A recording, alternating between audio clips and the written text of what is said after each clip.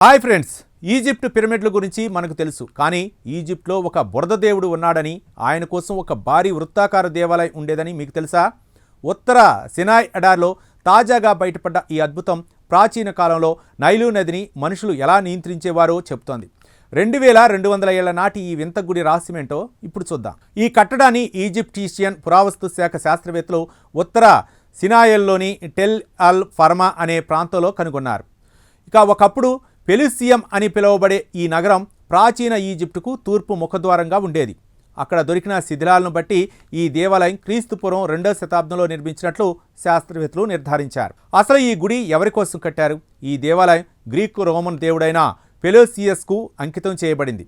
పెలోసియస్ అంటే బురద దేవుడు అని అర్థం. నైలు నది సృష్టించే బురద ద్వారానే భూమి సారవంతం అవుతుందని, పంటలు పండుతాయని అప్పట్లో ప్రజలు నమ్మేవారు. అందుకే ఆ బురదను కాపాడే దేవుడిగా పెలూసియస్ను పూజించేవారు. ఈ ఆలయం నిర్మాణం చాలా వింతగా ఉంది.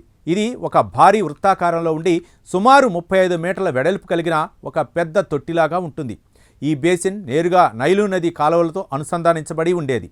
అంటే నదిలోని నీరు నేరుగా గుడి లోపలికి వచ్చేలా ఆనాటి ఇంజనీర్లు అద్భుతమైన టెక్నాలజీని వాడారు. మరి ఆ గుడిలో నీళ్లతో ఏం చేసేవారు?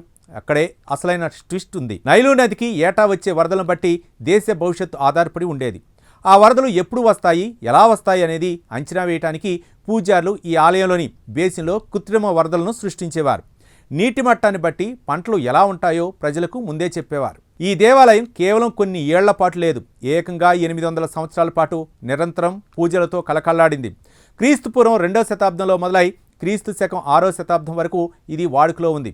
ఇక్కడ దొరికిన గ్రీకు శాసనాలు, ఎర్రటి ఇటుకల నిర్మాణాలు ఆనాటి రాజులకు ఈ ప్రాంతం ఎంత ముఖ్యమో స్పష్టం చేస్తున్నాయి. చూశారుగా, ప్రకృతిని దైవంగా భావించి దాని శక్తిని అంచనా వేయడానికి మన పూర్వీకులు ఎంతటి అద్భుతమైన నిర్మాణాలు చేశారో. ఇసుకలో కూరుకుపోయిన ఈ బురదదేవుడి గుడి చరిత్రలోని కొత్త పుటలను ఆవిష్కరిస్తోంది.